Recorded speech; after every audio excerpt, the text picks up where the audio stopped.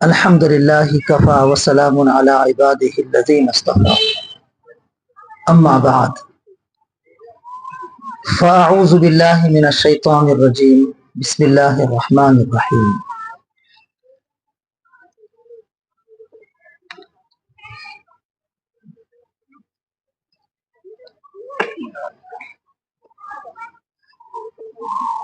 الحج أشهر معلومات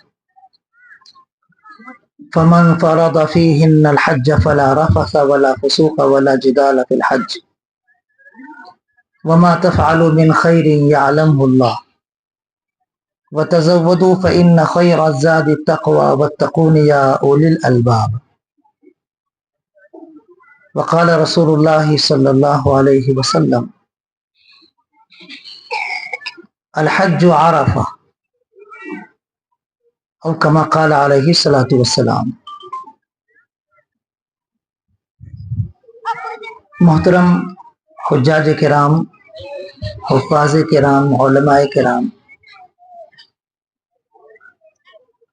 اور قابل احترام معزز حجن صاحبات اور تمام خواتین اسلام،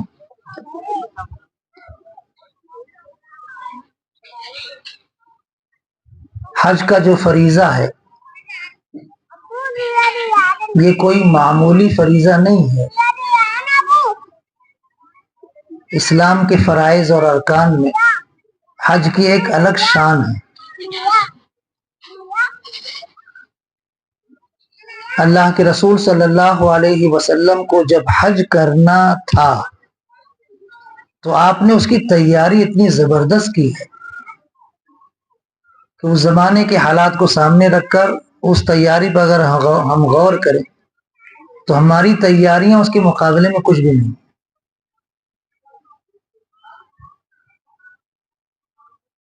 مکہ فتح ہو چکا تھا، سن 8 ہجری میں رمضان میں مکہ فتح ہو چکا تھا۔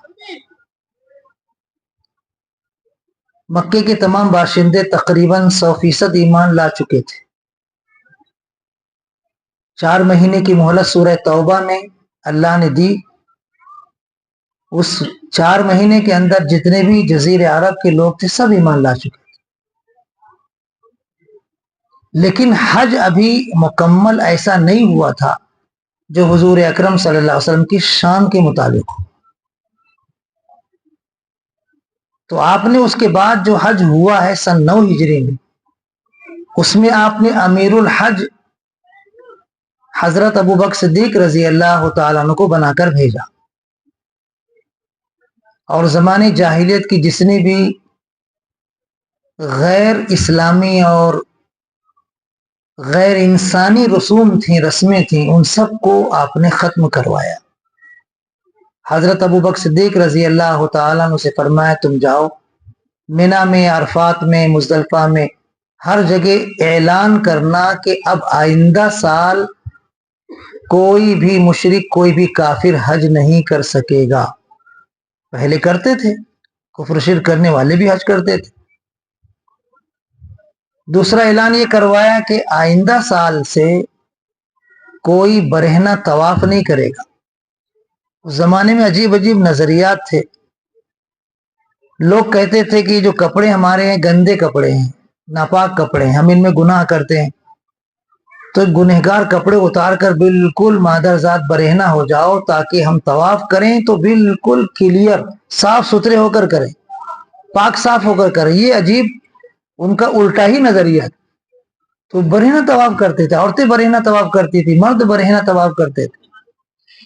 قریش خاندان کے جو لوگ ان برہنہ طواف کرنے والوں کو کپڑا دے دیتے تھے تو کپڑا پہن لیتے تھے، نہیں تو ویسے ہی برہنہ طواف کرتے تھے۔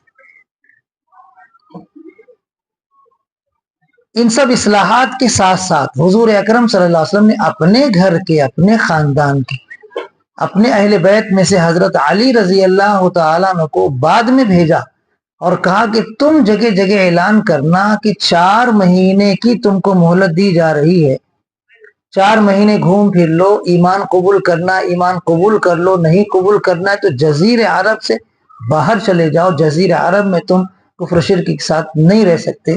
جو سورہ توبہ اور سورہ براءت کی ابتدائی آیات میں اللہ کا حکم نازل ہوا ہے۔ حضرت علی رضی اللہ عنہ چونکہ خاندان کے تھے، اتنا اہم اعلان آپ کے خاندان کے علاوہ کوئی دوسرا کرے گا تو اس پر اعتبار نہیں کیا جائے گا، اس کا بھروسہ نہیں کیا جائے گا۔ تو حضرت علی رضی اللہ تعالیٰ نے اعلان کر رہے تھے مینا، عرفات، مزدلفہ وغیرہ میں، اور حضرت ابو بکر صدیق رضی اللہ تعالیٰ دوسرے صحابہ جو آپ کو اعلان کرنے کے لیے کہا گیا تو وہ اعلان کر رہے تھے۔ اس طرح پورا حرم، پورا جزیر عرب اس سال بالکل مکمل پاک صاف ہو گیا، اور پھر اس کے بعد سن 10 ہجری میں نبی اکرم صلی اللہ علیہ وسلم حج کے لیے تشریف لائے، اور آپ نے صحابہ کرام رضی اللہ عنہم سے کہا کہ جو تم کو پوچھنا ہے مسائل پوچھ سکتے ہو، میرے قریب رہو، مجھ سے حج سیکھ لو، ممکن ہے آئندہ میں تمہارے درمیان نہ رہوں۔ صحابہ کرام رضی اللہ عنہم کے ساتھ مسائل بہت سارے پیش آئے، وہ سب مسائل آپ کے سامنے پیش کرتے رہے، آپ ان کا حل بتاتے رہے۔ وہ جو حضور اکرم صلی اللہ علیہ وسلم کا حج تھا اور صحابہ کرام رضی اللہ عنہم کے پیش کردہ مسائل کے جوابات تھے، وہ اگر ہمارے سامنے رہیں تو حج انتہائی آسان رہے گا، کوئی مشکل نہیں رہے گا۔ ابھی جو دھوپ کی شدت کی وجہ سے، پیدل چلنے کی وجہ سے کچھ حادثات ہوئے اور ہمارے حجاج کرام بہت زیادہ پریشانی جھیلے ہیں، یہ سب کچھ بھی نہیں ہے۔ اگر حضور اکرم صلی اللہ علیہ وسلم کا پریکٹیکل حج ہماری نگاہوں میں رہے تو حج کبھی مشکل ہو ہی نہیں سکتا۔ حضرت صفیہ، حضرت ام سلمہ رضی اللہ تعالیٰ عنہ بیمار تھی، انہوں نے کہا اللہ کے رسول میں طواف زیارت پیدل چل نہیں سکتی، پیدل چل کے نہیں کر سکتی، تو آپ نے کہا اونٹنی پر سوار ہو کر لو۔ وہ اونٹنی پر سوار ہو کر طواف زیارت کی۔ اب ظاہر بات ہے اس زمانے میں جسمانی کمزوریاں اتنی نہیں تھی جیسے آج ہے، لیکن ان کی جو تکلیف تھی آپ نے اس تکلیف کو سمجھا اور پھر اس کے حساب سے آپ نے رخصت عطا فرمائے۔ ایسے ہی بہت سارے اور مسائل ہیں جن میں حضور اکرم صلی اللہ علیہ وسلم نے بڑی نرم گفتگو کی، بڑا نرم پہلو آپ نے لوگوں کے سامنے پیش کیا۔ وہ حج ایسا ہے کہ وہ حج ہماری نگاہوں کے سامنے نہیں ہے۔ اللہ کے رسول صلی اللہ علیہ وسلم قران حج کیے تھے، حج اور عمرہ دونوں کا ایک ساتھ احرام باندھے تھے۔ پہلے عمرہ کیے، احرام باقی رہا، بال بنا کر حلال نہیں ہوئے چونکہ قران تھا۔ پھر اسی احرام کی حالت میں آپ جہاں قیام فرمائے تھے وہاں قیام کیے، اور وہیں سے پھر 8 تاریخ کو مینا چلے گئے، پھر عرفات، پھر اس کے بعد مزدلفہ واپسی، پھر اس کے بعد 10 تاریخ کو مینا واپسی۔ اس پیریڈ میں آپ وہاں رہ کر بھی کوئی طواف نہیں کیے، کوئی طواف نہیں کیے۔ اب ہم لوگ کا ایک مزاج بن گیا ہے کہ اتنا پیسہ خرچ کر کے اگر بہت زیادہ طواف نہیں کریں گے تو فائدہ کیا ہے۔ باقاعدہ بولتے مولانا 6 لاکھ خرچہ ہوا ہے ایک کئی طواف۔ حضور اکرم صلی اللہ علیہ وسلم مدینہ منورہ سے نکلے ہیں ذی قعدہ کے اخیر میں، ذی قعدہ کے اخیر میں نکلے ہیں، مدینہ منورہ پہنچے تقریباً 5 یا 6 ذی الحج کی تاریخ تھی یہ سفر۔ اس کے بعد مکہ مکرمہ مدینہ منورہ سے آئے 5 یا 6 ذی الحجہ کو۔ آپ نے عمرہ کیا، عمرہ کرنے کے بعد قیام گاہ پر چلے گئے، پھر واپس حرم آئے ہی نہیں۔ سوچنے کی بات ہے، آئے ہی نہیں حرم، وہیں رہے۔ وہاں سے پھر 8 تاریخ کے جو ارکان ہیں 8، 9، اور پھر وہاں سے واپسی 10 کی، یہ سب آپ نے کیا۔ اس کے بعد جب طواف زیارت کے لیے آپ آئے ہیں تو آپ حرم میں آئے، پھر طواف زیارت کرنے کے بعد، سعی کرنے کے بعد پھر آپ مینا تشریف لے گئے۔ پھر 11، 12، 2 تاریخوں کو آپ نے جو اعمال تھے وہ اعمال کیے، اور 13ویں کو بھی آپ نے وہیں قیام کیا۔ 13ویں تاریخ کو قیام کرنے کے بعد جب آپ وہاں سے واپس آئے مدینہ منورہ واپس لوٹنے کے لیے، تو ایک مکے کے باہر ایک وادی تھی، وہاں آپ نے تھوڑی دیر کے لیے آرام کیا کہ یہاں سے مدینہ منورہ نکلنا آسان رہے گا، مکہ شہر جانے کے بجائے یہیں سے نکلنا آسان رہے گا۔ تو آپ نے تمام صحابہ کرام رضی اللہ عنہم کو وہاں جمع کر کے طواف وداع کروایا، نکلنے کی تیاری۔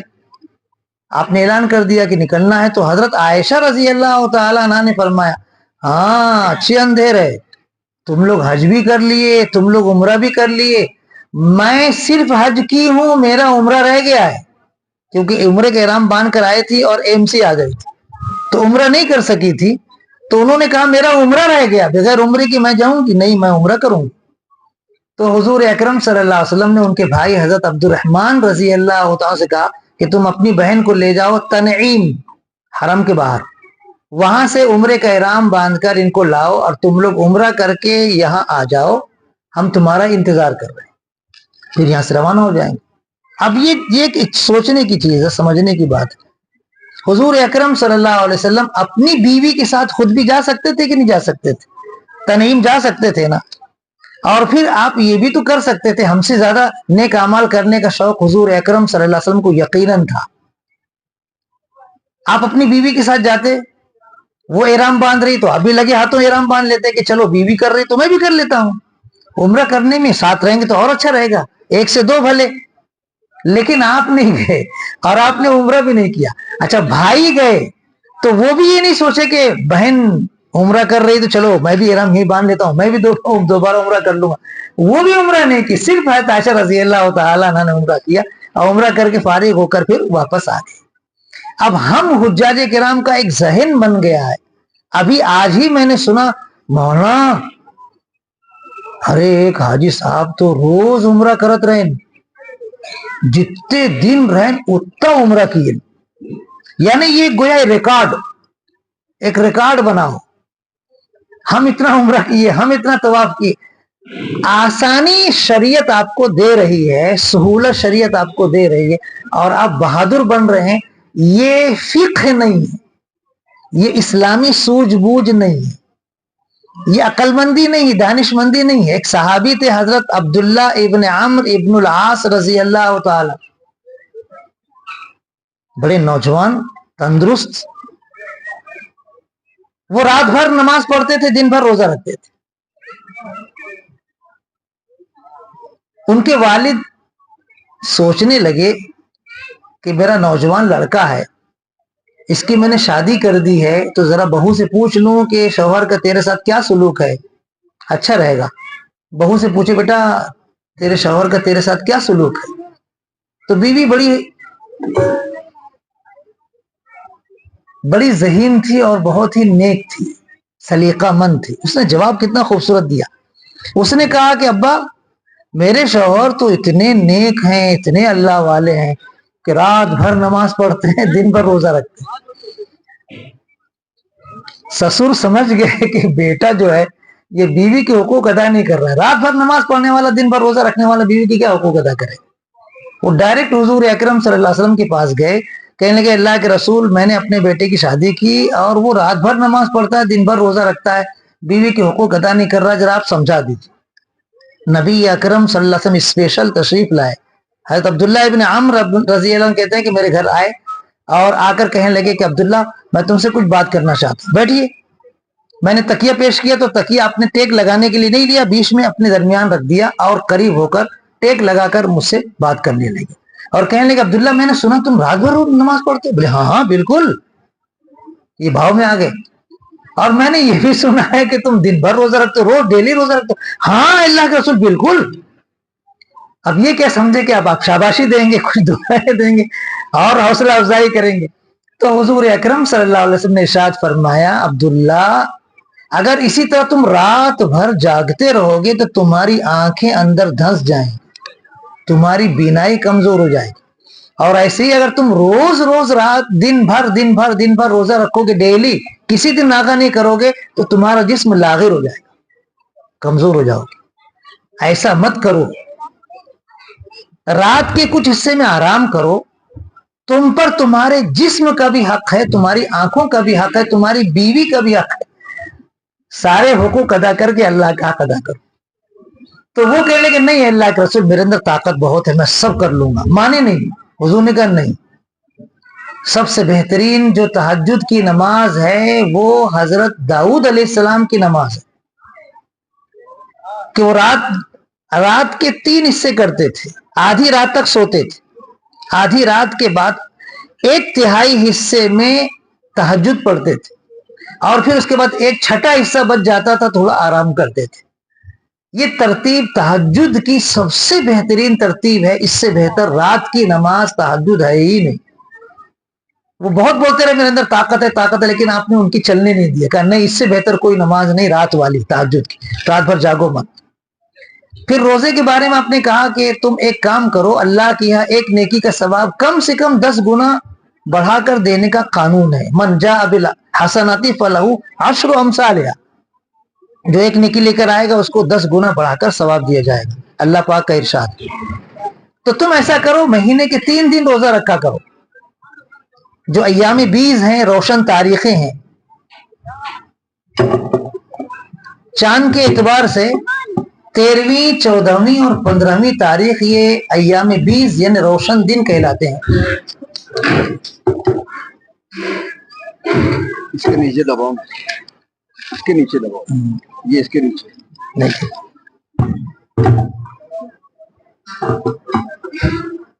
तो आप इन 3 दिनों के रोजे रख लो। 3 दिन के रोजे रखने का सवाब 30 दिन के रोजे का, पूरा महीने के रोजे का सवाब मिल जाएगा। लेकिन वो नहीं मान, नहीं है अल्लाह के रसूल मैं बहुत ताकतवर हूं, ये तो कोई चीज नहीं, 3 दिनों का रोजा कोई रोजा है नहीं, मैं और रखूंगा। नहीं माने तो हुजूर अकरम सल्लल्लाहु अलैहि वसल्लम ने उनसे फरमाया कि देखो, दाऊद अलैहिस्सलाम का नफल रोजा सबसे बेहतर रोजा है कि एक दिन रोजा रखते थे, एक दिन रोजा नहीं रखते थे, फिर एक दिन रोजा रखते थे, फिर एक दिन रोजा नहीं रखते थे। तुम इस तरह करो। लेकिन वो नहीं माने, बोले नहीं मैं और रखूंगा और रखूंगा। जब उनकी उम्र बुढ़ापे की तरफ माइल हुई तो अफसोस किया करते थे कि काश मैं हुजूर अकरम सल्लल्लाहु अलैहि वसल्लम की रुखसत कबूल कर लिया होता। ज़हनी तौर पर टेंशन रहता है कि क्या जमाना था, मैं रात में कितनी इबादत करता था और आज इबादत नहीं हो पा रही है, तो ज़हनी तनाव रहता है। हुजूर अकरम सल्लल्लाहु अलैहि वसल्लम की रुखसत कबूल कर लिया होता तो ये ज़हनी तनाव नहीं रहता, एकदम फ्रेश और मुतमईन रहता।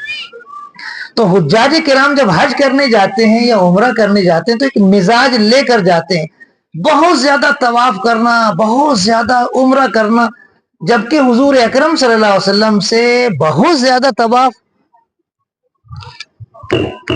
और बहुत ज्यादा उम्रा साबित नहीं। आप कर सकते हैं, ऐसा नहीं कि मना है, आप कर सकते हैं, लेकिन आपको अपनी कैपेसिटीज देखना चाहिए, अपनी सलाहियत, अपनी सेहत, और अपने साथ बीवी है, माँ है, बहन है, बेटी है, बेटा है, जो खानदान के अफराद है और भी जो साथी, उनका ख्याल करना चाहिए। उनको लेकर आप हज करो, उनको लेकर आप उम्रा करो, उनके मिजाज और उनकी सलाहियत का ख्याल करके आप उम्रा हज करो तो आपको सवाब इंशाअल्लाह इससे ज्यादा मिलेगा। कभी कभी इबादत से ज्यादा खिदमत का सवाब होता है, कभी कभी इबादत से ज्यादा खिदमत का सवाब होता है। हुजूर अकरम सल्लल्लाहु अलैहि वसल्लम जिहाद में एक मौके पर रमजान में सफर कर रहे थे,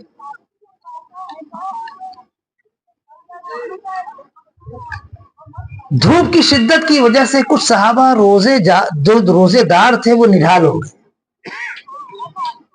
लेकिन जो रोजा नहीं थे, क्योंकि सफर की हालत में अल्लाह ने रोजा ना रखने की भी रुख्सत दी है, वो आराम से थे। जो रोजा नहीं थे वो आराम से थे, और जो रोजा थे वो रमजान का महीना क्यों छोड़े, वो बेचारे एकदम थक गए, एकदम प्यास और भूख की शिद्दत से परेशान हो गए। तो एक जगह हुजूर अकरम सल्लल्लाहु अलैहि वसल्लम ने पड़ाव डालने का हुक्म दिया कि अब यहाँ पर पड़ाव डाल लो और यहाँ इफ्तार तक हम रहेंगे।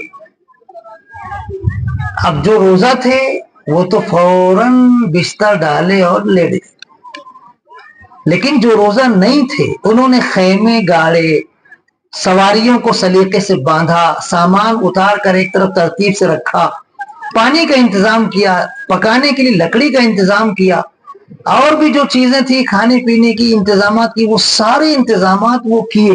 हुजूर अकरम सल्लल्लाहु अलैहि वसल्लम सब देख रहे थे, रोजेदार बेचारे लेट गए, कुछ नहीं कर सके। जो रोजा नहीं थे वो सब काम किए। तो आपने इरशाद फरमाया कि आज रोजा ना रखने वालों ने रोजेदारों से ज्यादा अजर सवाब हासिल किया है, ये खिदमत की वजह से। तो आप हज के मौके पर, उम्रे के मौके पर ताजा दम रहो, अपने साथियों के साथ फ्रेश रहो, कोई ذہنی تناؤ اور دباؤ کی شکار نہ رہو, خوش مزاجی سے سب کے ساتھ رہو. یہ بہت بڑی عبادت ہے. اور اگر آپ بہت زیادہ عبادت کر کے چڑچڑے ہو گئے, بیوی پر ناراض ہو رہے ہیں, ساتھیوں پر ناراض ہو رہے ہیں, بلڈنگ والوں پر ناراض ہو رہے ہیں, ٹور والوں پر ناراض ہو رہے ہیں, تو اس سے بہتر یہ کہ آپ اپنے آپ کو محفوظ رکھیں قوت کے اعتبار سے, ظاہری جسمانی طاقت کے اعتبار سے. یہ ایک مشورہ تھا. اب آپ حج کے لیے جائیں, اب آپ عمرے کے لیے جائیں, تو اس کو اپنے طور پر آپ ذہن میں ریزرو رکھیے گا کہ آپ کی جو انرجی ہے, آپ کی جو طاقت ہے, وہ محفوظ ہونا چاہیے واپس آنے تک اور یہاں آنے کے بعد بھی. دوسری میری مؤدبانہ گزارش ہے کہ حج سے آنے کے بعد ہمارے اندر ایک صالح انقلاب آنا چاہیے. پہلی جو ہماری زندگی تھی الحمدللہ وہ بھی دیندارانہ زندگی تھی, وہ بھی نماز روزے والی زندگی تھی, وہ بھی شریعت کے اعمال پر پابندی کرنے والی زندگی تھی. اب حج کے بعد اس معیار کو اور بلند ہونا چاہیے. اخلاق ہمارے جیسے تو اس سے اور اچھے اخلاق ہونے چاہیے. عبادت میں جو خوبیاں نہیں تھی وہ خوبیاں اب ہماری عبادتوں میں آنا چاہیے. گھریلو معاملات میں, کاروبار کے معاملات میں پہلے جس معیار پر تھے اس سے اونچے معیار کے ہم بننے کی کوشش کریں. ہماری فیاضی, ہماری سخاوت پہلے جو تھی اس سے اور زیادہ ہماری فیاضی اور سخاوت ہونی چاہیے. ہماری نیکیوں کا جو میزان پہلے تھا حج سے پہلے, حج کے بعد اس کا میزان بڑھنا چاہیے. حضرت عمر رضی اللہ تعالیٰ جب بھی کسی حاجی سے ملتے تھے تو کہتے تھے تمہارے سارے گناہ اللہ نے معاف کر دیے. بخاری شریف کی حدیث ہے, عرفات کے میدان میں اللہ پاک سارے حاجیوں کے سامنے فرشتوں کو گواہ بنا کر کہتا ہے فرشتوں گواہ رہو, اس میدان میں جتنے میرے بندے اور بندیاں حالت احرام میں ہیں میں نے ان سب کی مغفرت کر دی. تو فرشتے ہمارا نامہ اعمال لکھنے والے تو ہم کو جانتے ہیں ہم کیا کرتے ہیں کیا نہیں کرتے ہیں. تو وہ حیرت سے پوچھتے ہیں اللہ وہ آپ کا بندہ, وہ آپ کی بندی تو بڑے پاپی ہیں, بڑے مجرم ہیں, بہت بڑے گنہگار ہیں, تو کیا آپ نے ان کی بھی مغفرت کر دی؟ تو اللہ پاک ارشاد فرماتا جی ہاں میں نے ان کی بھی مغفرت کر دی. مثل مشہور ہے 100 چوہے کھا کے بلی چلی حج کو. بولتے ہیں لوگ لیکن یہ مثل غلط ہے. کتنے بھی چوہے کھا کے جائیں گے انشاءاللہ معاف ہو جائے گا. جب اللہ پاک حدیث قدسی میں ارشاد فرما رہا ہے کہ ان گنہگاروں, ان پاپیوں جن کو فرشتے حیرت سے پوچھ رہے ہیں ان کی مغفرت ہوگی, اللہ نے کہا جی ہاں میں نے ان کی مغفرت فرما دی. تو حضرت عمر رضی اللہ عنہ اسی حدیث کو سامنے رکھ کر ارشاد فرماتے جب بھی کسی حاجی سے ملاقات کرتے تھے کہ مبارک ہو تمہیں نئی زندگی مبارک ہو.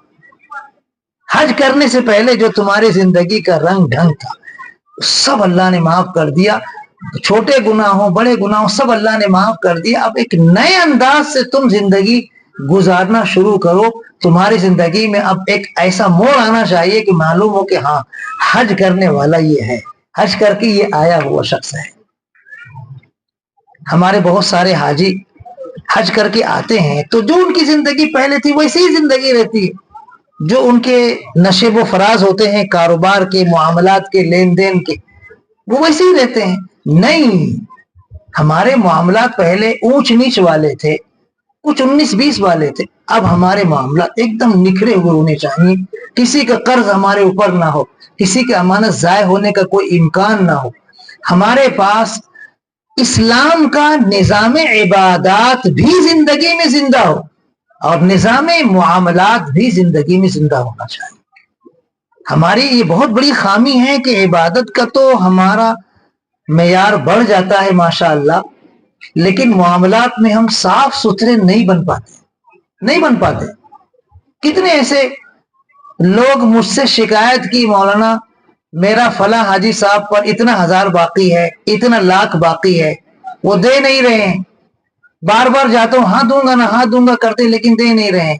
آخرکار ان کا انتقال ہو گیا ان کے بچوں کے پاس. میں ان کے سامنے بھی آتا جاتا تھا, گیا تو کہنے لگے حاجی صاحب کو تم دیے نا, جاؤ قبرستان میں وہی لے لو, ہم لوگ تھوڑی تم سے لیے.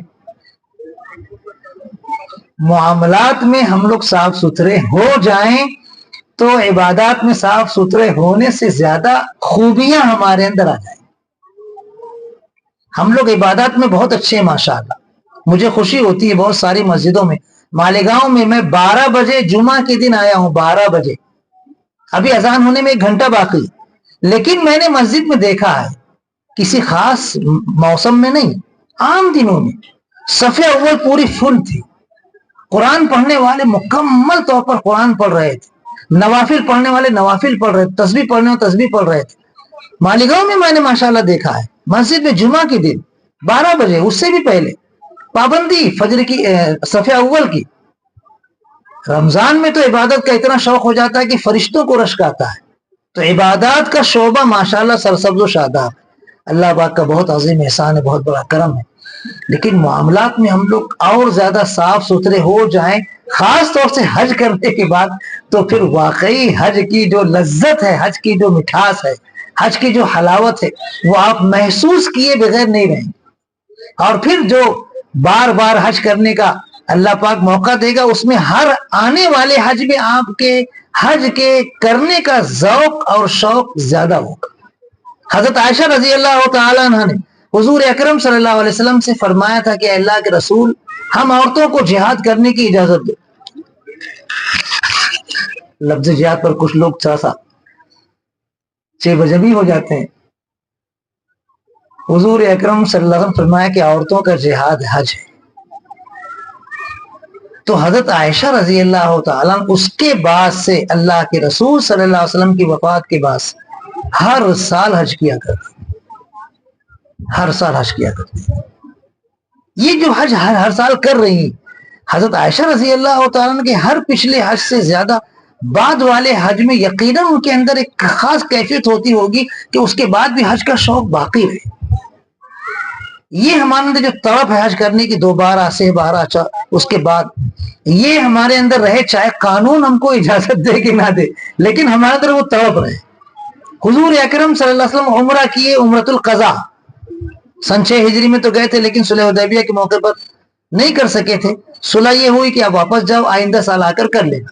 तो सन 7 हिजरी में आपने उम्रतुल क़ज़ा किया। उसके बाद फिर आप फतेह मक्का के मौके पर तो उम्रे का ihram बांधकर नहीं आए थे। फतेह मक्का के मौके पर आप लोहे की टोपी पहने हुए, तो जो जंगी लिबास होता है, ऊंटनी पर सवार थे, और उस हाल में आप मक्का मुकर्रमा में दाखिल। मक्का फतेह हो गया। मक्का फतेह होने के बाद रमजान का महीना था, फिर ईद का महीना आया। आप मदीना वापस नहीं गए, आगे बढ़ते रहे।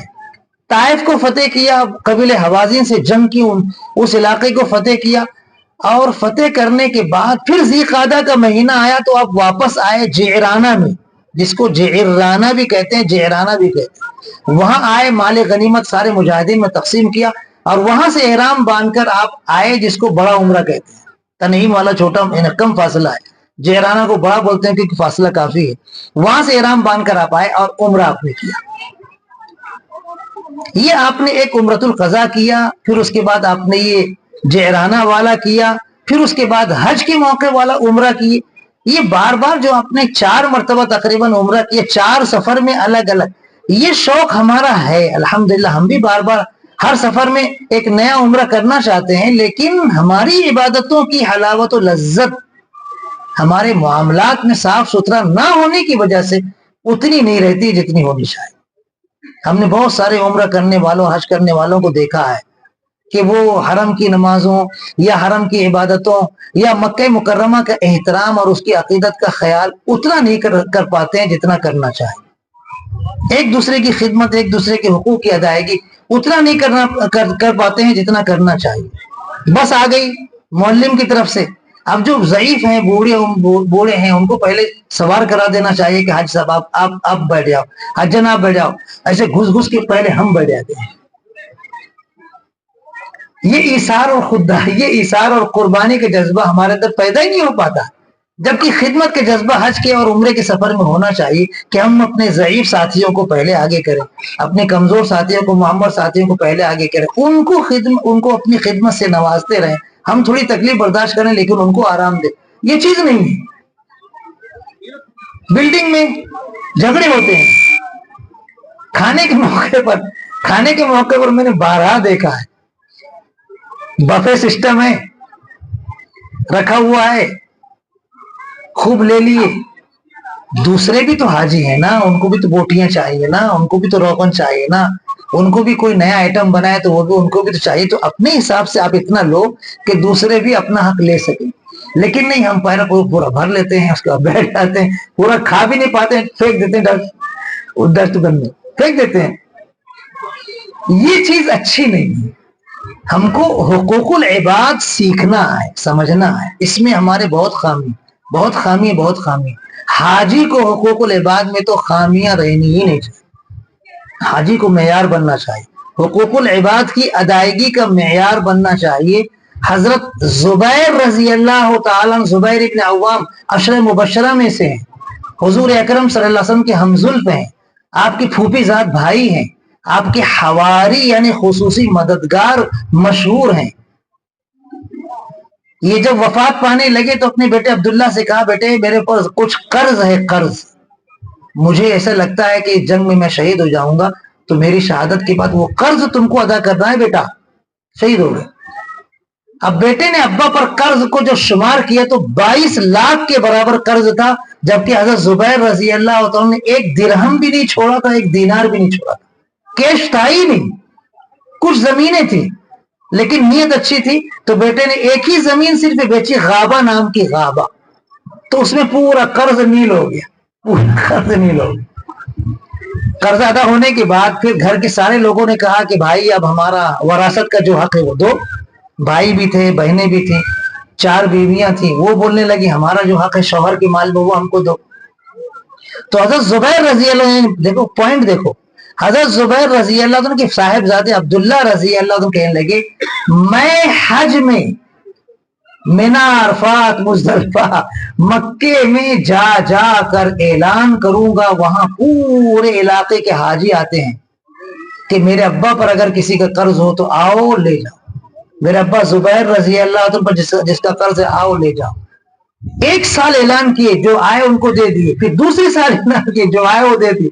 जब इत्मीनान हो गया कि अब अब्बा पर कर्ज का मुतालबा करने वाला कोई नहीं, तब वरासत तकसीम करने के वास्ते बैठे, तो बरकत इतनी हुई उस शख्स के माल में जिसके पास एक दिरहम भी नहीं था, एक दीनार भी नहीं था, कि बीवियों का शौहर के माल में 1/8 होता है औलाद की मौजूदगी में, 1/8, वो 1/8 4 बीवियों का मुश्तरक 48 लाख था, 1/8 48 लाख, इतनी बरकत। सारा कर्ज नील हो गया, सारे बच्चों को, सारी बच्चियों को, बीवियों को सारा वरासत का उनका हक अदा हो गया। और फिर उसके बाद जो बचा था वो वरासत में तकसीम होने के बाद, वसीयत को भी नाफिज करने के बाद, ये जो फिगर आता है हदीस में, उसमें दिमाग चकरा जाता है, कैलकुलेटर लेकर बैठो भी तो फेल हो जाता है, कैसे आखिर इतना हुआ, कहां से हुआ।